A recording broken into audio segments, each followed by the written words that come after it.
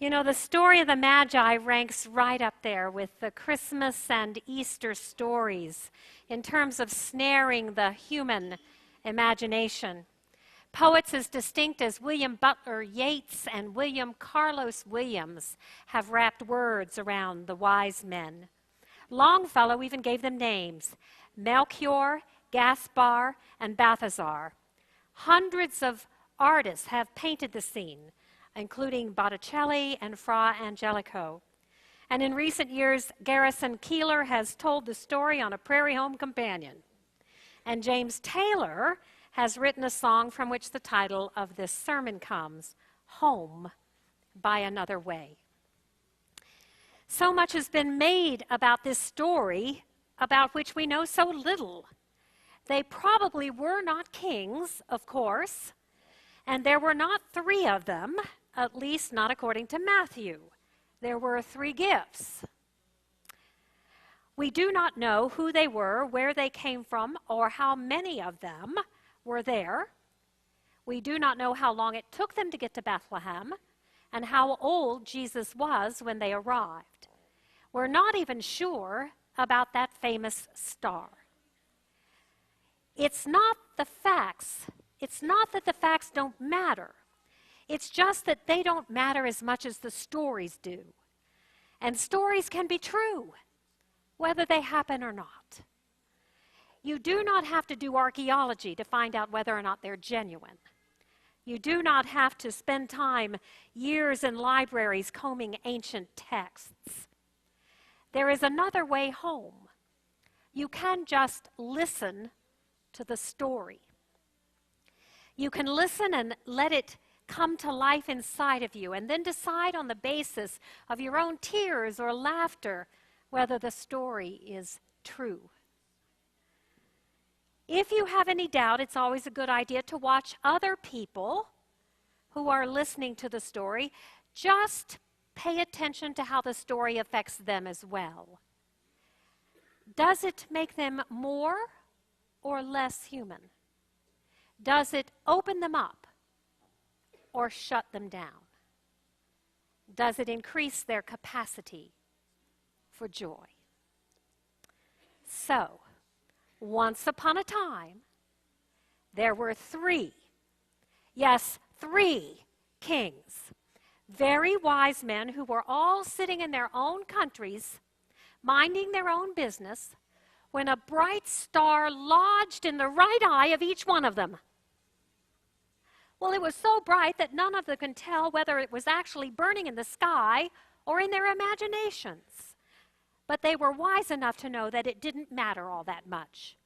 The point was that something beyond them was calling them, and it was a tug that they had been waiting for all their lives. Well, each in his own country had tried books, had tried magic, had tried astrology. One had spent his entire fortune learning how to read and write runes. And another had lived on nothing but dried herbs boiled in water. Ugh. The third had learned to walk on hot coals. And it did nothing for him beyond that great sense of relief he felt when it was all over with. They were all glad for a reason to get out of town, because that's clearly where they were being called.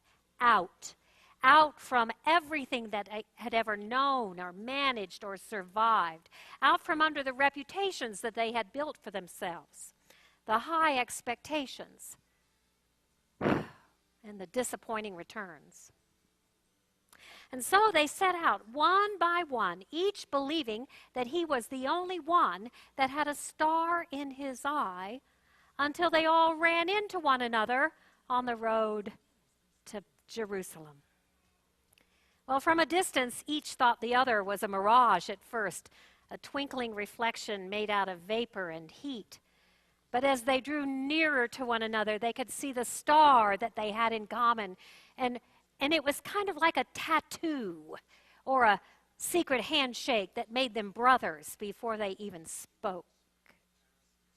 They were unanimous that the star was leading them to Jerusalem, which made perfect sense since they had every reason to believe that they were looking for a king. Well, they had no trouble gaining entrance to the palace. They were rich, and that was enough to get them a royal audience. Only the king that they met was kind of a disappointment. He was old and fat and had terrible breath. His skin was yellow, as if his bile had gotten the best of him. And without even conferring with each other, the wise men knew that this was not the one they were looking for. And so they asked him if he knew if there were any other kings in the general area. Well, Herod had been picking his fingernails until their question, and that got his attention in a big way. He looked right at them for the first time, and when he saw the stars in their eyes, his eyes got perfectly round, like a snake. And he asked the wise men if they would just excuse him for a moment, and the king stepped into his own chapel and conferred with his own clergy, who whipped out their concordances and told them what he wanted to know.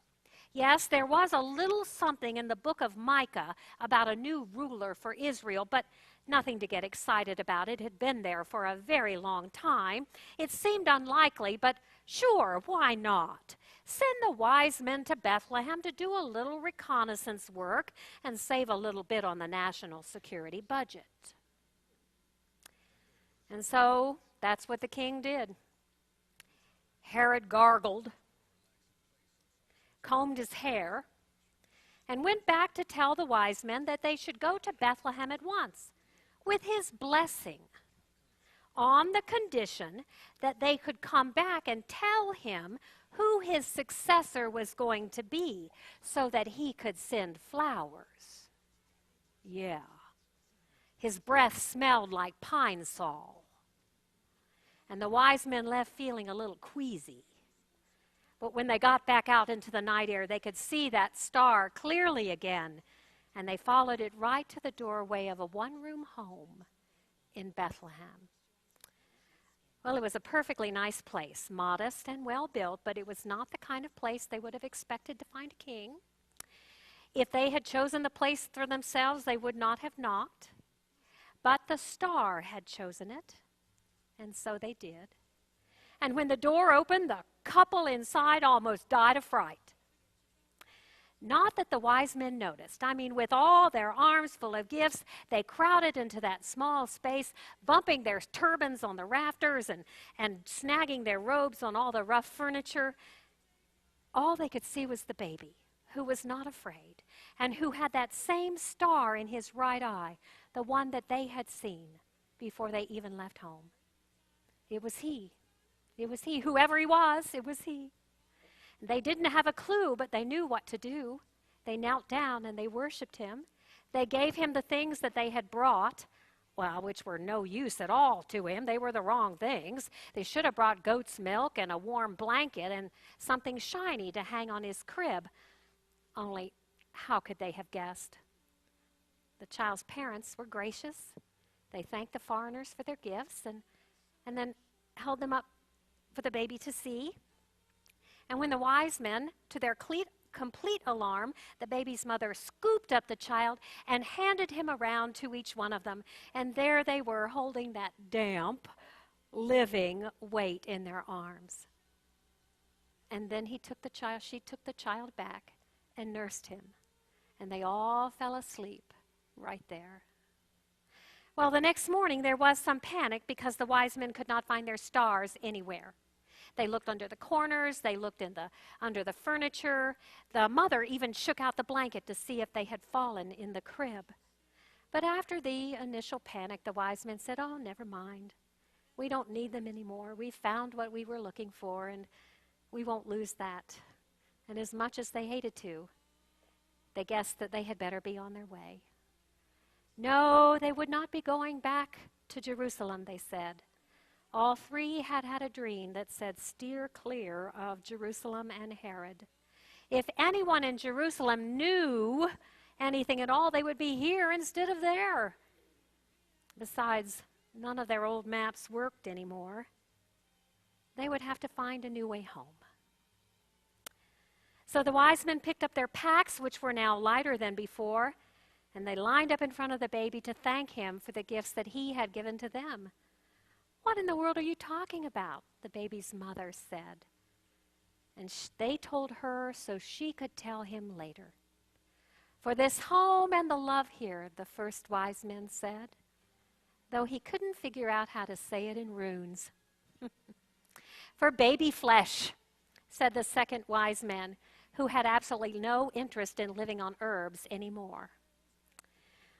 "For a really great story," said the third wise man, who thought that telling it might do him a lot more good than walking on coals.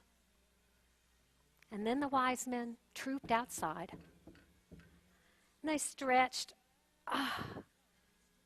gave the baby a kiss, and went home by another way. We too can make this choice.